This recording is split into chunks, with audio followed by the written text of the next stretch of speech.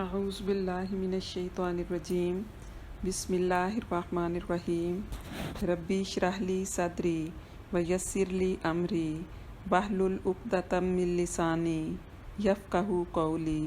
السلام علیکم ورحمۃ اللہ وبرکاتہ۔ عزیز طالبات، سورہ بقرہ کی آیت نمبر 25 تک ترجمہ اور تفسیر ہم کر چکے ہیں۔ آج آیت نمبر 26 اور 27 کا ترجمہ اور تفسیر کرتے ہیں۔ آیت نمبر 26 نکال لیں آپ لوگ۔ سب سے پہلے ہم لفظی ترجمہ دیکھتے ہیں۔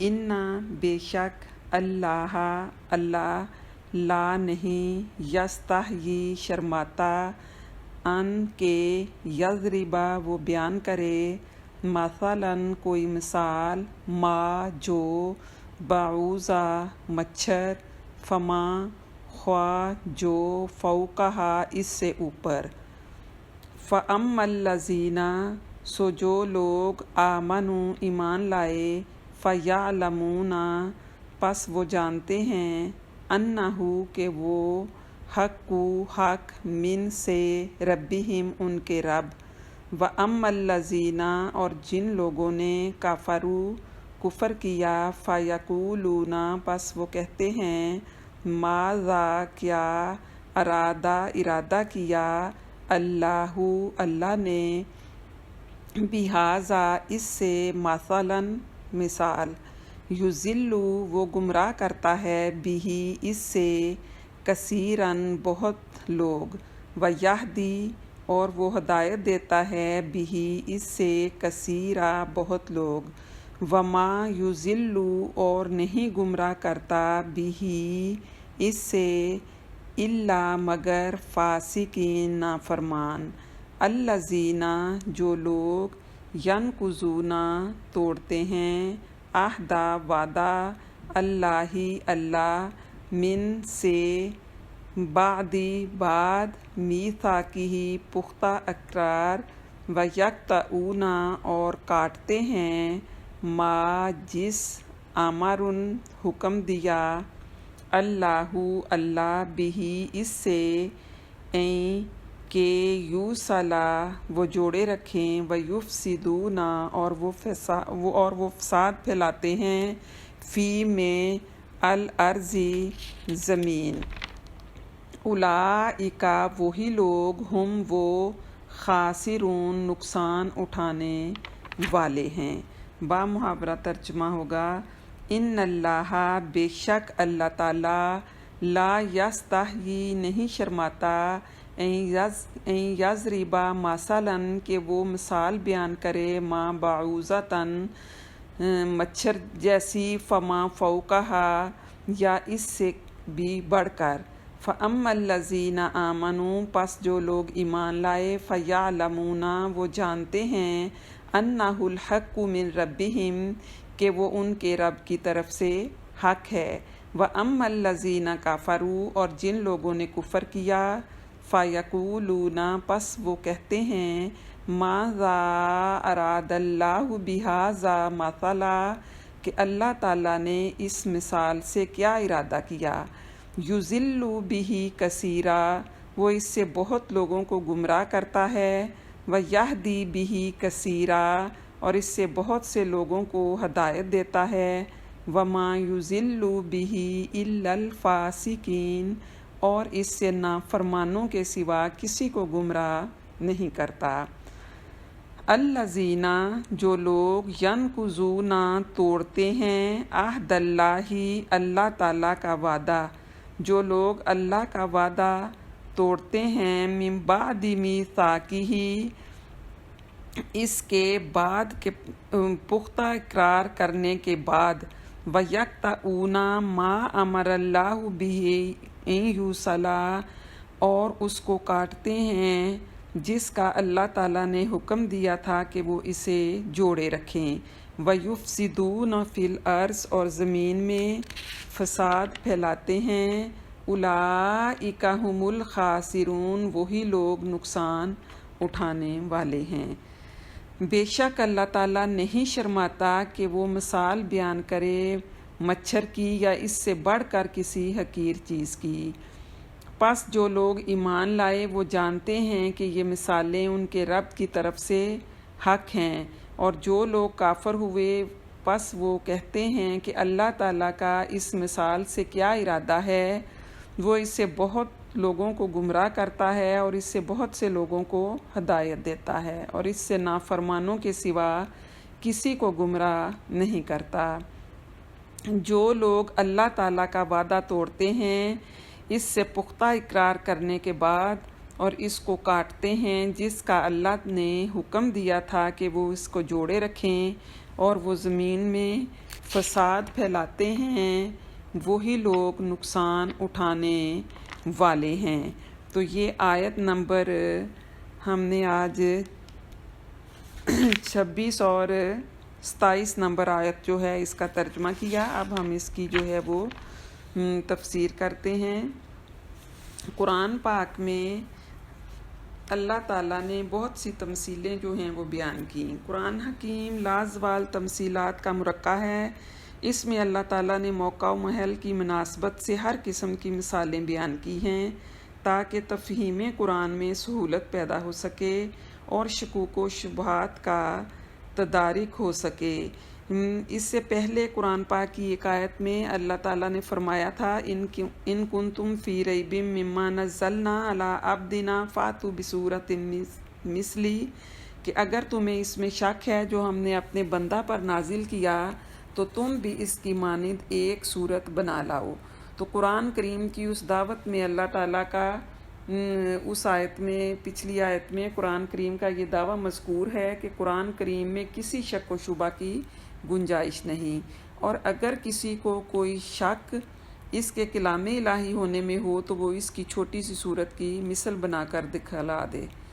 ان آیات میں، یہ جو اب 2 آیات ہم نے پڑھی ہیں، ان آیات میں منکرین قرآن کا ایک اور شبہ جو ہے ذکر کر کے اس کا جواب دیا گیا ہے۔ شبہ یہ تھا کہ قرآن کریم میں مکھی اور مچھر جیسے حقیر جانوروں کا ذکر آیا ہے، یہ اللہ تعالیٰ کی اور اس کے کلام کی عظمت کے خلاف ہے۔ اگر یہ اللہ تعالیٰ کا کلام ہوتا تو اس میں ایسی حقیر گھناؤنی چیزوں کا ذکر نہ ہوتا، کیونکہ بڑے لوگ ایسی چیزوں کے ذکر سے شرم و حیا محسوس کرتے ہیں۔ تو اس کا جواب کیا دیا گیا کہ جب کسی حقیر و ذلیل چیز کی مثال دینی ہو تو کسی ایسی ہی حقیر چیز سے مثال دینا عقل و بلاغت ہے۔ اس غرض کے لیے کسی حقیر گھناؤنی چیز کا ذکر کرنا شرم و حیا کے قطعاً منافی نہیں، اس لیے اللہ تعالیٰ ایسی چیزوں کے ذکر سے نہیں شرماتے، اور یہ بھی بتلا دیا کہ ایسے احمقانہ شبہات صرف ان لوگوں کو پیدا ہوا کرتے ہیں جن کے قلوب اور دماغوں سے ان کے کفر کی وجہ سے سمجھنے بوجھنے کی صلاحیت مفقود ہو گئی ہو۔ ایمان والوں کو کبھی ایسے شبہات دامنگیر نہیں ہوتے۔ اس کے بعد اس کی ایک اور حکمت بھی بتلا دی کہ ایسی مثالوں سے لوگوں کا ایک امتحان بھی ہوتا ہے۔ نظر و فکر کرنے والوں کے لیے یہ مثالیں ہدایت کا سامان پیدا کرتی ہیں، اور بے پرواہی برتنے والوں کے لیے اور زیادہ گمراہی کا سبب بنتی ہیں۔ اس کے بعد یہ بھی بتلا دیا کہ قرآن کریم کی ان مثالوں سے صرف ایسے سرکش لوگ گمراہ ہوتے ہیں جو اللہ تعالیٰ سے کیے ہوئے عہد کو توڑتے ہیں، اور جن تعلقات و روابط کو اللہ تعالیٰ نے جوڑنے کا حکم دیا ہے یہ لوگ ان کو توڑتے ہیں، جس کا نتیجہ زمین میں فساد پھیلانا ہوتا ہے۔ بعوضۃً فما فوقہا، اس لفظ کے معنی یہ ہیں کہ مچھر ہو یا اس سے بھی زیادہ۔ اس جگہ زیادہ سے مراد یہ ہے کہ حقارت میں زیادہ ہو، یعنی مچھر جیسی حقیر چیز کی مثال ہو یا اس سے بھی بڑھ کر کسی حقیر چیز کی مثال ہو۔ اس لیے کہ جب حقیر چیزوں کے ساتھ مثال دینی ہو تو مثال کے لیے چیز بھی حقیر ہی لائی جاتی ہے، تو اللہ تعالیٰ ایسی مثالیں بیان کرنے سے جو ہے وہ اللہ تعالیٰ نہیں شرماتا، بلکہ کیا فرمایا کہ یضل بہ کثیرا ویہدی بہ کثیرا، کہ قرآن اور اس کی مثالوں کے ذریعے بہت سی مخلوق کو ہدایت کرنا تو ظاہر ہے، مگر اس کے ذریعے بہت سے لوگوں کو گمراہ کرنے کا مطلب یہ ہے کہ جس طرح یہ قرآن اس کے ماننے والوں اور اس پر عمل کرنے والوں کے لیے ذریعہ ہدایت ہے، اسی طرح اس کا انکار کرنے والوں اور مخالفت کرنے والوں کے لیے ذریعہ گمراہی بھی ہے۔ وما یضل بہ الا الفاسقین، اور نہیں گمراہ کرتا اس سے مگر نافرمانوں کو۔ فاسقین فسق کے لفظی معنی خروج اور باہر نکل جانے کے ہیں۔ اصطلاح شریعت میں اللہ تعالیٰ کی اطاعت سے نکل جانے کو فسق کہتے ہیں، اور اطاعت الہیہ سے نکل جانا کفر و انکار کے ذریعہ بھی ہوتا ہے اور عملی نافرمانی کے ذریعہ بھی۔ اس لیے لفظ فاسق کافر کے لیے بھی بولا جاتا ہے۔ قرآن کریم میں بیشتر لفظ فاسقین کافروں ہی کے لیے استعمال ہوا ہے، اور مومن گناہ گار کو بھی فاسق کہا جاتا ہے۔ فقہا کی اصطلاح میں عموماً لفظ فاسق اسی معنی کے لیے استعمال ہوا ہے۔ ان کی اصطلاح میں فاسق کو کافر کے بالمقابل اس کی قسم قرار دیا گیا ہے۔ جو شخص کسی کبیرہ گناہ کا ارتکاب کرے اور پھر اس سے توبہ بھی نہ کرے، یا صغیرہ گناہ پر اصرار کرے اور اس کو اپنی عادت ہی بنا لے، وہ فقہا کی اصطلاح میں فاسق کہلاتا ہے۔ اور جو شخص یہ فسق کے کام اور گناہ اعلانیہ جرت کے ساتھ کرتا پھرے، اس کو فاجر کہا جاتا ہے۔ تو آیت کے معنی یہ ہیں کہ قرآن کی ان مثالوں سے بہت سے لوگوں کو ہدایت ہوتی ہے اور بہت سے لوگوں کے حصہ میں گمراہی آتی ہے، مگر ان مثالوں سے گمراہی صرف انہی لوگوں کا حصہ ہوتا ہے جو فاسق یعنی اطاعت خداوندی سے نکل جانے والے ہیں، اور جن میں کچھ بھی اللہ تعالیٰ کا خوف ہوتا ہے تو وہ ہدایت ہی حاصل کرتے ہیں۔ تو اللہ تعالیٰ نے قرآن مجید میں معبودان باطلہ یعنی بتوں کا رد کرتے ہوئے ان کی حیثیت اور حقیقت یہ بیان کی ہے کہ یہ معمولی مخلوق مچھر اور مکھی کی طرح ہیں۔ یہ تمہارے آقا اور رب کیسے بن گئے؟ بلکہ مکھی اور مچھر تو پھر بھی جاندار ہیں، بت وغیرہ تو حرکت بھی نہیں کر سکتے۔ اگر ان بتوں پر مچھر یا مکھی بیٹھ جائے تو یہ انہیں اپنے سے اڑا نہیں سکتے، اور اگر مکھی یا مچھر اپنے پر کے ساتھ کوئی چیز لگا کر ان کی لے جائے تو یہ اس کو بھی واپس لانے پر جو ہے وہ قادر نہیں۔ تو کفار کا اعتراض کا جواب اللہ تعالیٰ نے یہ دیا کہ کفار قرآن حکیم پر طرح طرح کے اعتراض کرتے تھے۔ ایک اعتراض انہوں نے یہ بھی کیا کہ دیکھو یہ کیسا کلام ہے جس میں مکھی، مچھر اور مکڑی جیسی حقیر اور قابل نفرت چیزوں کی مثالیں دی گئی ہیں، ایسی باتیں کرتے شرم نہیں آتی، نعوذ باللہ۔ دراصل کفار کی بے عقلی اور اپنی بے بسی کے باوجود اس سے زیادہ اور کیا ہوگا کہ وہ خام خواہ کیڑے نکالتے تھے اور اوچھے ہتھ کنڈے استعمال کرتے تھے۔ وہ کہتے تھے کہ اگر یہ اللہ تعالیٰ کا کلام ہوتا تو اس میں ایسی حقیر اور گھٹیا چیزوں کا ذکر نہ ہوتا، کیونکہ بڑے لوگ ایسی چیزوں کے ذکر سے شرم و حیا محسوس کرتے ہیں۔ قرآن مجید میں بہت سی باتوں کو مثالوں سے بیان کر کے اس موضوع کی وضاحت کی گئی ہے۔ اس مقام پر بھی یہی انداز اختیار کیا گیا ہے۔ قرآن مجید میں ہاتھی، شیر اور اونٹ کا ذکر بھی ملتا ہے، اور چھوٹی چھوٹی مخلوق کا ذکر بھی آیا ہے، حالانکہ چھوٹی سی مخلوق بھی اہمیت کی حامل ہے۔ اللہ تعالیٰ کے علاوہ کوئی ہے جو اس جیسی کمتر اور حقیر مخلوق کو پیدا کر سکے؟ بلکہ ایک مقام پر یہ بھی اعلان فرمایا کہ تم سب مل کر ایک مکھی ہی کو پیدا کر کے دکھا دو۔ دراصل اس قسم کی مثالیں دینے کا مقصد انسانوں کو یہ بات سمجھانا مقصود ہے کہ جن چیزوں کو تم خدا مانتے ہو وہ تو مچھر، مکھی اور چیونٹی سے بھی زیادہ کمتر اور حقیر ہیں۔ انہیں اللہ تعالیٰ کی حیثیت کیسے حاصل ہو سکتی ہے؟ انہیں اللہ کی حیثیت کیسے حاصل ہو سکتی ہے؟ لہٰذا کسی مفید چیز کی وضاحت کے لیے کسی حقیر یا شرمناک چیز کا ذکر کرنا کوئی عیب ہے اور نہ قائل کی عظمت شان کے خلاف ہے۔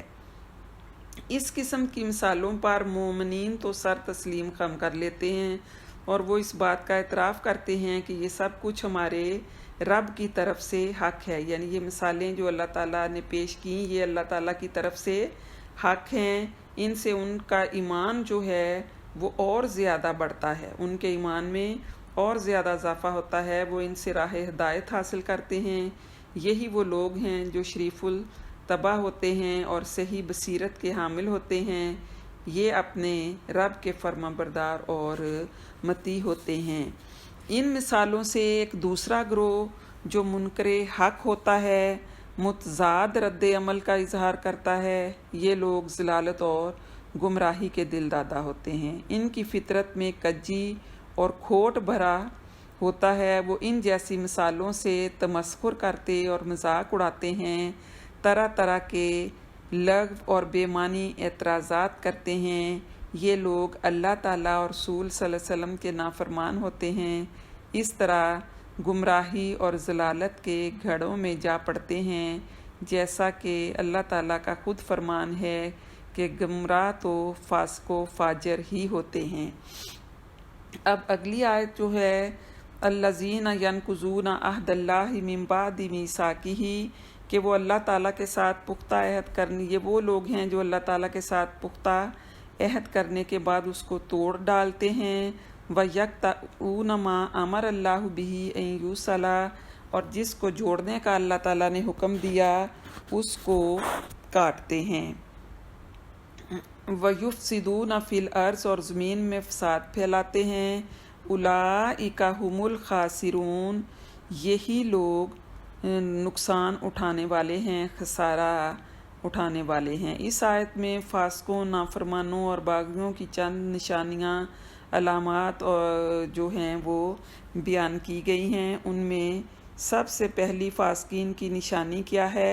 عہد کو توڑنا۔ الذین ینقضون عہد اللہ من بعد میثاقہ، کہ اللہ تعالیٰ کے ساتھ پختہ عہد کرنے کے بعد اس کو توڑ ڈالتے ہیں۔ میثاق عہد سے عہد کو کہتے ہیں جس کو قسم کھا کر جو ہے وہ پختہ کیا جائے، تو عہد اس صورت معاملہ اور معاہدے کو کہا جاتا ہے جو دو شخصوں کے درمیان طے ہو جائے، اور میثاق ایسے معاہدے کو کہتے ہیں جو قسم کے ساتھ مضبوط و مستحکم کیا جائے۔ اس آیت میں پہلی آیت کے مضمون کی مزید تشریح ہے اور منکرین قرآن کے انجام بد کا ذکر ہے کہ قرآن کی ان مثالوں سے جن پر مشرکین نے اعتراض کیا ہے، صرف وہی لوگ گمراہ ہوتے ہیں جو حق تعالیٰ کی اطاعت و فرمانبرداری سے سرکشی کرتے ہیں۔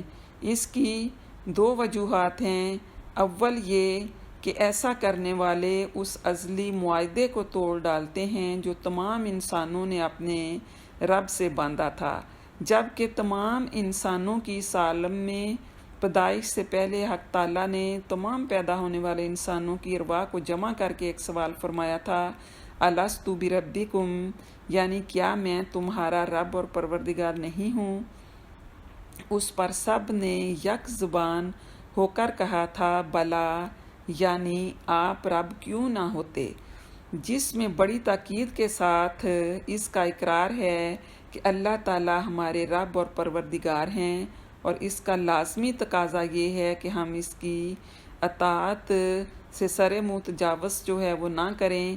اس لیے یہ عہد ازلی ہے، انسان اور اللہ تعالیٰ کے درمیان ہو چکا ہے۔ اب دنیا میں پیدا ہونے کے بعد تمام انبیاء علیہ السلام اور آسمانی کتابیں اسی عہد کی تجدید اور یاد دہانی کے لیے جو ہیں وہ آئی کہ یہ وعدہ جو اللہ تعالیٰ نے روحوں سے لیا تھا عالم ارواح میں، الستُ بربکم، کہ کیا میں تمہارا رب نہیں ہوں، تو تمام روحوں نے کیا وعدہ کیا تھا؟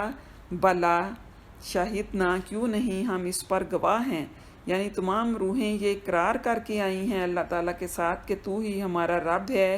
پھر دنیا میں آنے کے بعد کیا کیا؟ انسانوں نے اس عہد کو فراموش کر دیا۔ تو اس عہد کی یاد دہانی کے لیے ہی تمام انبیاء اور رسل دنیا میں تشریف لاتے رہے، اور تمام آسمانی کتابیں بھی اسی عہد کی تجدید اور یاد دہانی کے لیے نازل ہوئیں۔ جس نے اس معاہدے کو توڑ ڈالا اس سے کیا توقع کی جا سکتی ہے کہ وہ کسی پیغمبر یا آسمانی کتاب سے فائدہ اٹھائے۔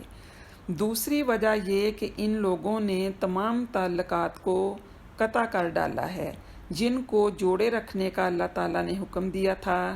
ان تعلقات میں وہ تعلق بھی داخل ہے جو بندے اور اللہ تعالیٰ کے درمیان ہے، اور وہ تعلق بھی جو انسان کا اپنے ماں باپ اور دوسرے عزیزوں سے ہے، وہ تعلق بھی جو ایک انسان کا اپنے پڑوسی اور دوسرے شرکائے کار کے ساتھ ہے، اور وہ تعلق بھی جو عام مسلمانوں یا عام انسانوں کے ساتھ ہے۔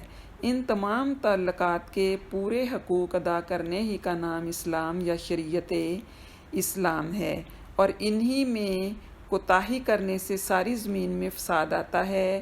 اس لیے اس جملے کے بعد فرمایا وَيُفْسِدُونَ فِي الْأَرْضِ، یعنی یہ لوگ زمین میں فساد مچاتے ہیں۔ آخر آیت میں اللہ تعالیٰ نے پھر ان کا انجام بد جو ہے وہ ذکر فرمایا کہ یہ لوگ بڑے خسارے میں ہیں۔ تو انسان نے دنیا میں آنے سے پہلے اللہ تعالیٰ کے ساتھ ایک تو یہ عہد کیا، اللہ تعالیٰ نے روحوں سے عہد لیا الستُ بربکم، کہ کیا میں تمہارا رب نہیں ہوں؟ تو انسان یہ وعدہ کر کے آیا کہ تو ہمارا رب ہے اور ہم اس پر گواہ ہیں۔ تو اس میں حقوق اللہ آ گئے کہ اب دنیا میں آ کر کیا کرنا چاہیے تھا انسان کو، کہ وہ اللہ تعالیٰ کو اپنا رب مانے۔ معبودان باطل جو ہیں ان کی مثال اللہ تعالیٰ نے اس آیت میں فرمائی کہ وہ تو حقیر، ان کی مثال مکھی اور مچھر جیسی، بلکہ وہ ایسی کوئی چیز بھی نہیں بنا سکتے۔ اگر وہ چیز ان کے اوپر بیٹھ جائے مکھی یا مچھر تو ان کے معبودان باطل اس کو اڑا بھی نہیں سکتے۔ وہ اپنے پر کے ساتھ مکھی کوئی چیز لگا کر لے جائے تو ان کے معبود اس کو بھی واپس لانے پر جو ہیں وہ قادر نہیں۔ تو پھر ہمیں کیا کرنا چاہیے کہ اللہ تعالیٰ کو ہی اپنا معبود واحد جو ہے وہ ماننا چاہیے۔ لا تتخذوا الہین اثنین، کہ دو معبود نہ بنا لو، تمہارا معبود واحد ہے۔ تو اس آیت میں ایک تو حقوق اللہ کو پورا کرنا تھا، دوسرا رشتوں کا توڑنا، کہ اللہ تعالیٰ نے فرمایا کہ جس چیز کو اللہ تعالیٰ نے جوڑنے کا حکم دیا تھا اس کو کیا کرتے ہیں؟ کاٹتے ہیں۔ تو دو طرح کے حقوق اللہ تعالیٰ نے قرآن پاک میں بیان فرمائے ہیں، ایک حقوق اللہ اور دوسرے حقوق العباد۔ حقوق اللہ جو ہیں ان کا تعلق اللہ تعالیٰ کے ساتھ ہے، اس میں ایمان کے بعد نماز، روزہ، حج، زکوٰۃ اور اللہ تعالیٰ کے احکامات کی پیروی آ جاتی ہے۔ حقوق اللہ کے بارے میں اللہ تعالیٰ کا فرمان ہے کہ جسے چاہوں معاف کر دوں اور جسے چاہوں جو ہے وہ میں پکڑ لوں۔ لیکن حقوق العباد کے بارے میں اللہ تعالیٰ کا کیا فرمان ہے کہ حقوق العباد جو ہیں ان کو پورا کرنا ضروری ہے، اور جس بندے کے ساتھ کوئی ظلم یا زیادتی ہوئی جب تک وہ معاف نہیں کرے گا اللہ تعالیٰ نے حقوق العباد کو معاف جو ہے وہ نہیں کرنا۔ تو حقوق العباد پر اسلام میں بہت زیادہ زور دیا گیا، جیسا کہ ابھی میں نے آپ کو بتایا کہ حقوق العباد میں اللہ تعالیٰ کے بعد سر فہرست والدین، رشتہ داروں، پھر اس کے بعد یتیموں، مسکینوں، بیواؤں کے حقوق، مسلمانوں کے حقوق، غیر مسلموں کے بھی حقوق اس میں، ایون کہ آپ لوگ دیکھیں کہ اسلام میں جانوروں تک جو ہے وہ حسن سلوک کرنے کا حکم جو ہے وہ دیا گیا ہے۔ تو اللہ تعالیٰ نے جس چیز کو جوڑنے کا حکم دیا کہ صلہ رحمی کا اللہ تعالیٰ نے حکم دیا، کہ اللہ تعالیٰ نے جب انسان کی روح کو بنایا تو جو چیز بنائی اللہ تعالیٰ نے اس کے بعد وہ کیا تھی؟ رحم تھا۔ رحم، آپ صلی اللہ علیہ وسلم کا فرمان ہے کہ رحم عرش الہی پر لٹکا ہوا یہ کہہ رہا ہے کہ جو مجھے جوڑے گا میں اس کو جوڑوں گا، اور جو مجھے کاٹے گا میں اس کو کاٹوں گا۔ تو زمین پر فساد کی سب سے بڑی وجہ کیا ہے کہ حقوق العباد جو ہیں ان کا پامال کرنا، انسانوں کا ایک دوسرے پر ظلم ہے۔ تو اللہ تعالیٰ نے اس چیز کو جو ہے وہ معاف نہیں کرنا کہ اگر کسی کے ساتھ کوئی زیادتی ہو گئی تو دنیا میں ہی فوراً اس کی معافی جو ہے وہ مانگنی چاہیے۔ اور اس کو جو ہے حقوق جو ہیں وہ دوسروں کے ادا کرنے چاہیے۔ اگر ایسا نہ ہوا تو اللہ تعالیٰ نے کیا فرمایا کہ جب تک بندہ معاف نہیں کرے گا میں حقوق العباد کو معاف نہیں کروں گا۔ اور آپ صلی اللہ علیہ وسلم فرمایا کرتے تھے کہ مجھے رمضان کے مہینے کے روزے رکھنے اور مسجد الحرام میں بیٹھ کر اعتکاف کرنے سے بھی زیادہ یہ بات پسند ہے کہ میں بوقت ضرورت دوسروں کی مدد کروں۔ تو دوسروں کی مدد کرنا جو ہے وہ اسلام نے اس چیز پر جو ہے وہ بہت زور دیا۔ تو جب ہم دوسروں کے حقوق ادا نہیں کرتے، نسل انسانی پر ظلم کرتے ہیں، تو پھر کیا ہوتا ہے، زمین میں فساد برپا ہوتا ہے۔ تو جو معاشرہ اللہ تعالیٰ سے کیے ہوئے وعدوں کی پاسداری نہ کرے، اللہ تعالیٰ اور بندوں کے درمیان کیے ہوئے عہد کا بھی خیال نہ رکھے، تو اس کا لازمی نتیجہ یہ ہوتا ہے کہ آپس میں انتشار، لڑائی جھگڑا اور دنگا فساد برپا ہو جاتا ہے، عدل و انصاف ختم ہو جاتا ہے۔ اس قسم کے فاسق، نافرمان اور باغی اللہ تعالیٰ کی زمین میں فساد پھیلاتے ہیں، جس کی وجہ سے امن و سکون ختم ہو جاتا ہے۔ یہ لوگ سراسر خسارہ اور نقصان میں ہیں۔ اس خسارہ کی ایک صورت تو یہ ہے کہ اطمینان قلب حاصل نہیں ہوتا، پورا معاشرہ مختلف قسم کی برائیوں اور بد اخلاقیوں میں مبتلا ہو جاتا ہے، اور یہ تو دنیاوی خسارہ ہے۔ دوسرا خسارہ آخرت کا ہے کہ وہ جنت کی نعمتوں سے محروم ہو جائیں گے اور ہمیشہ ہمیشہ کے عذاب میں مبتلا ہوں گے۔ یہ ایک عظیم خسارہ ہے، انسانی بدبختی اور انتہائی بدقسمتی ہے۔ تو اللہ تعالیٰ نے ان دو آیات میں اللہ تعالیٰ نے ایک تو یہ فرمایا کہ کسی حقیر و ذلیل چیز کی مثال دینا جو ہے وہ شرمناک یا کوئی عیب جو ہے وہ نہیں۔ ان اللہ لا یستحیی سے ثابت ہوا کہ کسی مفید مضمون کی توضیح میں کسی حقیر، ذلیل یا شرمناک چیز کا ذکر کرنا نہ کوئی عیب و گناہ ہے اور نہ قائل کی عظمت کے منافی ہے۔ قرآن و سنت اور علماء سلف کے اقوال میں بکثرت ایسی مثالیں مذکور ہیں جو عرفاً شرمناک سمجھی جاتی ہیں، مگر قرآن و سنت نے اس عرفی شرم و حیا کی پرواہ کیے بغیر اصل مقصد پر نظر رکھ کر ان مثالوں سے اجتناب گوارا نہیں کیا۔ ینقضون عہد اللہ سے ثابت ہوا کہ عہد و معاہدہ کی خلاف ورزی شدید گناہ ہے، جس کا نتیجہ یہ بھی ہو سکتا ہے کہ وہ تمام نیکیوں سے محروم ہو جائے۔ اور وَيَقْطَعُونَ مَا أَمَرَ اللَّهُ بِهِ یوصل سے معلوم ہوا کہ جس تعلقات کو قائم رکھنے کا شریعت اسلام نے حکم دیا ہے، ان کا قائم رکھنا ضروری اور قطع کرنا حرام ہے۔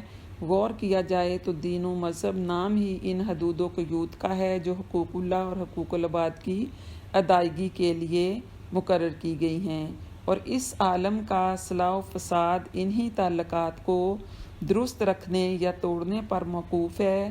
اسی لیے ان تعلقات کے قطع کرنے کو یفسدون فی الارض کے الفاظ میں وجہ فساد عالم بتلایا گیا ہے۔ اور آپ صلی اللہ علیہ وسلم کا فرمان ہے کہ کوئی قاطع رحم جو ہے وہ جنت میں داخل نہیں ہوگا۔ اولئک ھم الخاسرون میں خسارہ والا صرف اسی شخص کو قرار دیا ہے جو مذکورہ احکام کی خلاف ورزی کرے۔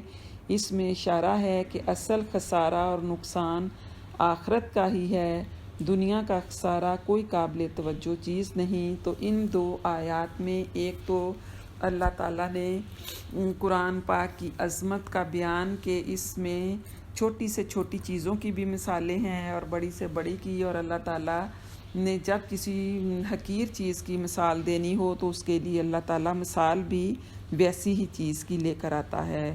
دوسرے ان آیات میں اللہ تعالیٰ نے حقوق اللہ اور حقوق العباد کا جو ہے وہ ذکر فرمایا، تو ہمارے لیے ان دونوں حقوق کو پہلے نمبر پر حقوق اللہ اور دوسرے پر حقوق العباد جو ہیں ان کو پورا کرنا جو ہے وہ ضروری ہے تو اللہ تعالیٰ ہمیں اللہ تعالیٰ کے حقوق اور بندوں کے حقوق دونوں کو ادا کرنے کی توفیق جو ہے وہ نصیب فرمائے، آمین۔ وما علینا الا البلاغ۔